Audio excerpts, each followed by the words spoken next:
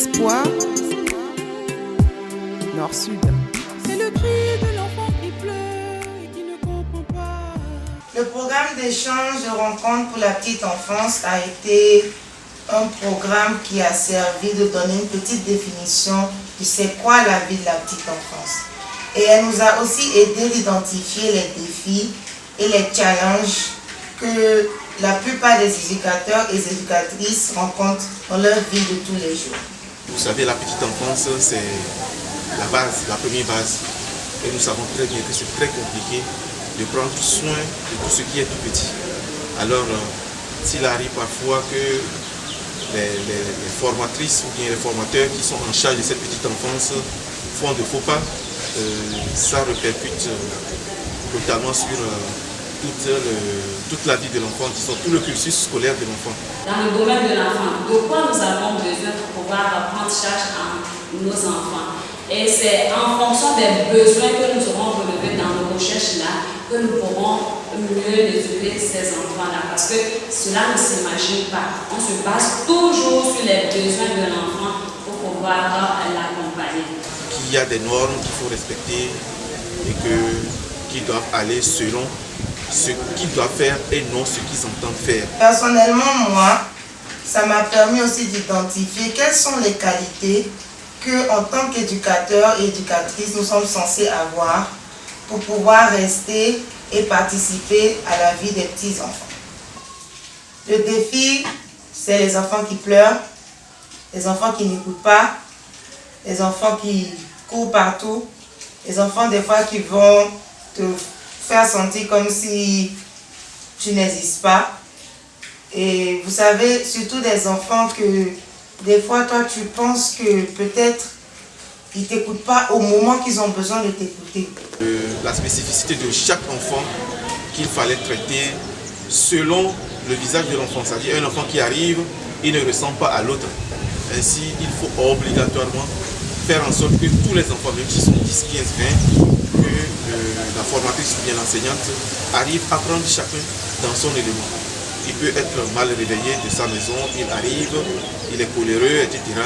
C'est la dame, c'est le formateur qui est en charge de lui, qui est obligé, qui a la charge de le ramener à la raison et de faire en sorte qu'il puisse se retrouver parmi ses amis. Nous avons relevé la difficulté de séparation le premier jour des classes, qui est une journée pas facile et pour les enfants, et pour les parents, et pour le personnel de la structure accueillante. Les enfants crient par-ci, par-là, des pleurs par-ci, par-là. C'est tout à fait normal. Le cadre est nouveau pour eux et puis l'adaptation n'est pas facile, même pour nous adultes. Et donc, c'est ça va de soi que les enfants soient désorientés complètement. Donc, les éducateurs et éducatrices, c'est-à-dire la structure accueillante, fait tout pour calmer les enfants, fait tout pour les mettre en confiance, ce qui est très important.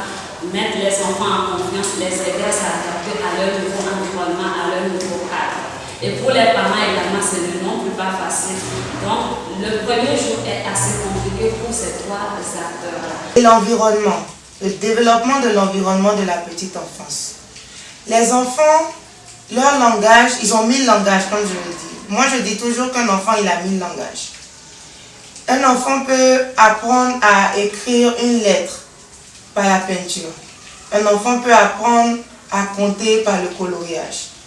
Vous savez, à leur âge et à leur esprit, en ce moment, tout ce qu'ils pensent de leur vie, c'est les jeux. Mais si tu utilises le jeu comme clé pour une autre manière d'apprendre, ça sera un jeu éducatif. Tu peux lui dire, par exemple, saute une fois et il va apprendre à sauter, en même temps, il va apprendre à compter. Tu peux lui dire, colorier avec la couleur vert. Il va apprendre à colorier et en même temps, il va savoir la différence entre le vert et le bleu. Il ne faut jamais essayer d'enlever l'environnement à un enfant. Et aussi l'encadrement. Ça va toujours sur le thème environnement.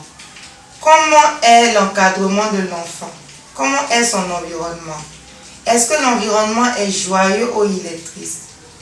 Est-ce que l'environnement est épanoui? Est-ce que quand l'enfant vient à l'école, il a cette joie de vouloir, disons, rester à l'école parce que quand il rentre dans la cour, il a tous les jeux éducatifs qu'il a besoin. Ça, ce sont des besoins qui sont très importants. J'appuie surtout sur l'environnement et l'encadrement de l'enfant. Parce que si l'enfant se sent renfermé et se sent en prison, c'est de la même manière qu'il va développer son cerveau. Et son cerveau va se sentir renfermé et va se sentir en prison. Avec la nouvelle donne à partir de cette rentrée scolaire, la prohibition de tout ce qui est violence corporelle, les corvées, tout ça, au niveau des enfants. C'est vrai qu'au niveau des tout petits, il y a l'énervement parfois qui s'empare des enseignantes et elles seront tentées peut-être de crier, peut-être de serrer un peu l'enfant. Non, on leur a dit que tout cela contribue plutôt à avertir l'enfant au lieu de l'aider à être plus intelligent.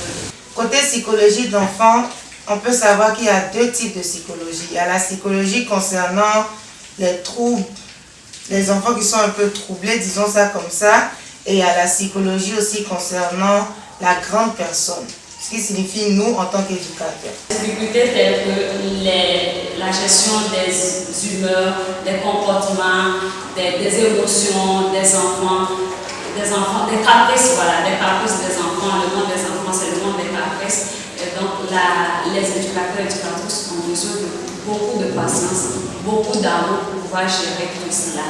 Et dans ce lot d'enfants que nous encadrons, il y a des enfants qui ont des difficultés d'apprentissage. Il y a des enfants qui ont des troubles souvent liés au langage. Bref, disons qu'il y a des enfants qui sont un peu spéciaux. Et donc, ces enfants-là doivent être aussi accompagnés de façon spéciale également. Il faut détecter ce qu'il a comme problème, si c'est une hyperactivité, s'il est très agité, s'il s'agit d'une pathologie assez précise comme l'autisme dont on a parlé la dernière fois au séminaire.